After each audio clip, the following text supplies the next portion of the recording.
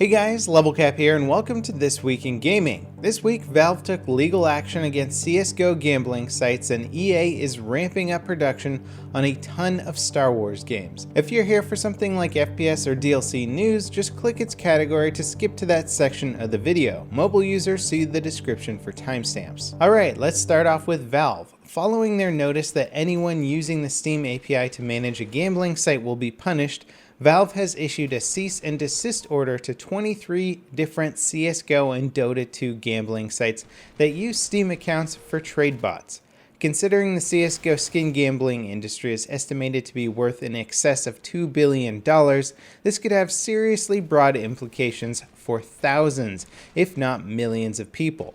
One site, CSGO Big, has already disabled deposits and temporarily shut down their services. I'm sure other sites will follow suit quickly, if not disappear completely, in the coming weeks. Although some of the sites claim that they're only shutting down temporarily, we'll have to see if they have a workaround for getting through the Steam API. And to be honest, I'd say this action is a smart but long overdue move by Valve. CSGO gambling sites have been operating unchecked since they first became a thing, despite doing things that weren't allowed by Steam's user agreement. Clearly, Valve was profiting, at least indirectly, from the traffic and attention CSGO gambling sites brought to them. It's awful that this had to get to the point of rigged betting, undisclosed promotions, and lawsuits before anything was done about these companies essentially scamming people.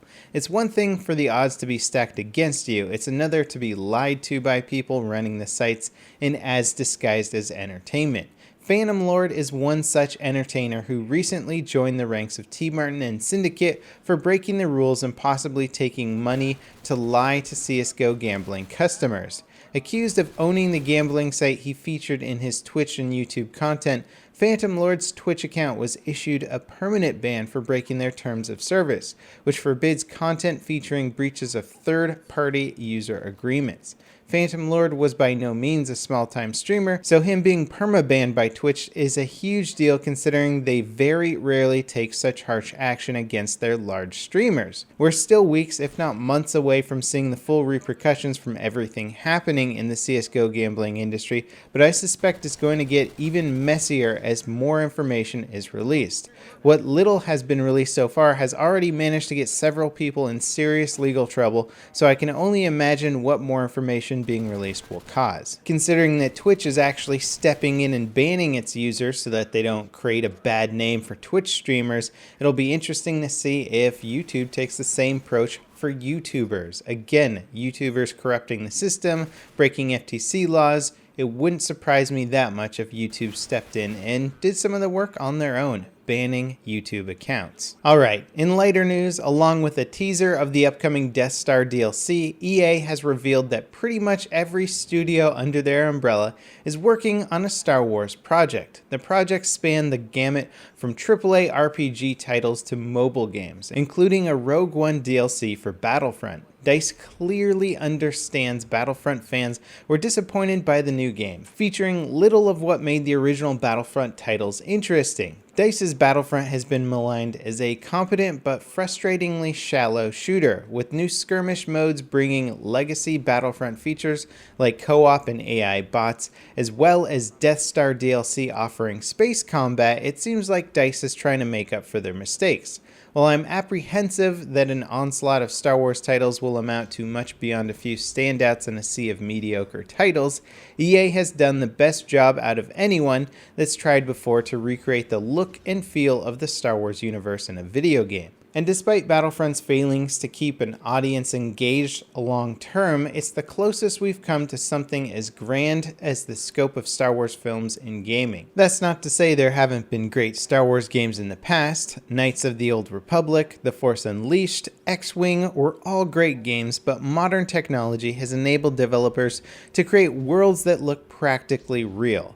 DICE for sure misfired in a lot of ways with Battlefront, but it's undeniably a gorgeous and immersive game. So when EA says they're making a lot of Star Wars games, I can't help but get excited. They clearly have the resources and talent to make compelling games. One of the more unfortunate things about working with the Star Wars IP that I feel a lot of fans don't understand is that working with Star Wars is very difficult for developers because they have to get OKs and permissions on just about everything they do in the video game, and this slows down development immensely. So even if they give something like Battlefront the same dev cycle as a Battlefield game would have, it might not get as far in development as a Battlefield game simply from the massive slowdowns of getting approval from the Star Wars IP to go ahead with certain map designs or certain characters and all that kind of stuff. So it's sort of a tricky process, and probably one of the reasons why LucasArts style games have always had such a hard time trying to become great. Anyway, as for all Star Wars releases, I'm going to remain excited yet skeptical. In DLC news, the Overwatch PTR patch I covered last week has been released, bringing the game's first post-launch hero, Ana, to all players.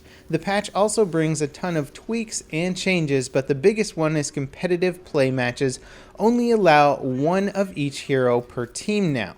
This has changed the way matches play out hugely. Nothing quite ruins a game comp more than running into a team of all Meis or Mercies or Divas. Of course, this change has mixed things up and really forces a more balanced approach to team composition. Overwatch's competitive mode still has a ways to go before I consider it ready for esports, but most of the changes and tweaks to it so far have been really solid, and Blizzard without a doubt will get it there. In other DLC news, Battlefield 4's Naval Strike DLC is free on all platforms until the 26th. Players can download it off their platform store to keep forever. Naval Strike was one of the better DLCs for Battlefield 4, so if you don't already have it, I highly recommend you get your hands on it. Free is a pretty damn good price after all. In upcoming news, Ars Technica got some hands-on time with Deus Ex Mankind Divided ahead of its August 23rd release date. Their praise for what they played of the game was generally favorable, and the biggest highlight is probably the improved combat system.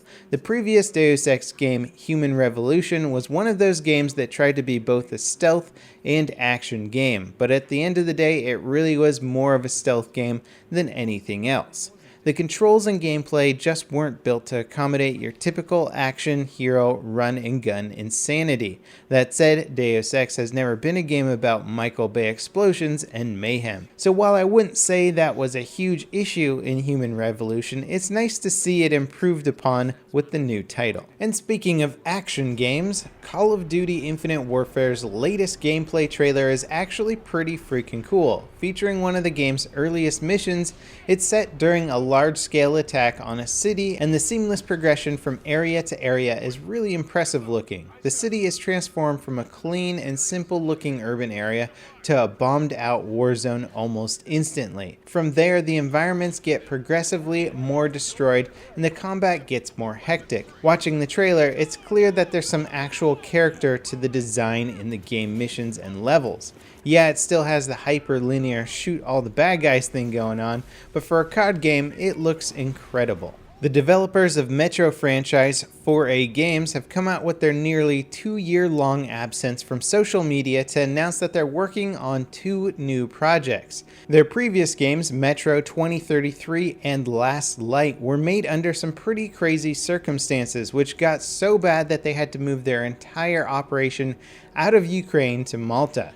It'll be exciting to see what 4A can do in an office that actually has power most of the time. In our last bit of upcoming news, Lawbreakers has received a game update that adds a new map to the ongoing closed alpha as well as tweaks to a variety of gameplay mechanics. They've also launched some videos introing their new character classes much in the same fashion that Overwatch did for their heroes. And although it's not technically FPS news, I gotta talk about Pokemon Go. The wildly successful mobile game has pushed Nintendo stock to be the most traded by volume stock in Japan in a single day this century. While Nintendo stock prices are still half that of what they were in 2007, they managed to push $4.5 billion in stock trades in a single day. And this is before the game was even available in Japan, having only just launched there yesterday. In the US, just on iPhone, Pokemon Go is estimated to be making $1.6 million a day, with estimates putting total global sales figures around $35 million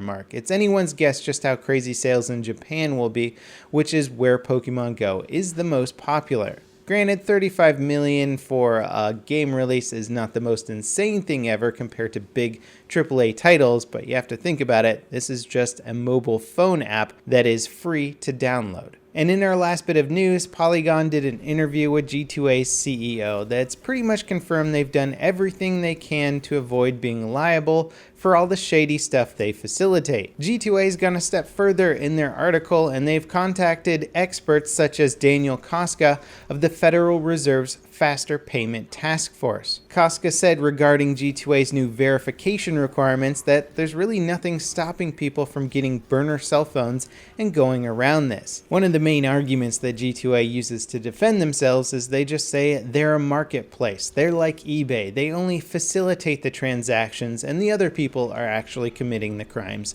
not them. The only problem is that you look at marketplaces like Amazon and eBay who try to stop digital goods sales, in addition to which they have more stringent identity systems and free fraud protection programs as opposed to the G2A Shield, which actually cost users money. So far, the defense tactics of their CEO seem to mostly just be surrounding sort of cliche slogans that don't really explain much and shirk the blame of their responsibility. This is a business that other bigger, more well-established companies avoided simply because it's hard to regulate and frankly it hurts the game industry in massive ways. Anyway, there's plenty more bits of juicy information in the article and I highly recommend checking it out. That wraps it up for today's episode of This Week in Gaming. A lot of drama, a lot of crazy stuff going on in the game industry, still sort of forming and regulating our markets. It's fun to see, but also scary to think about.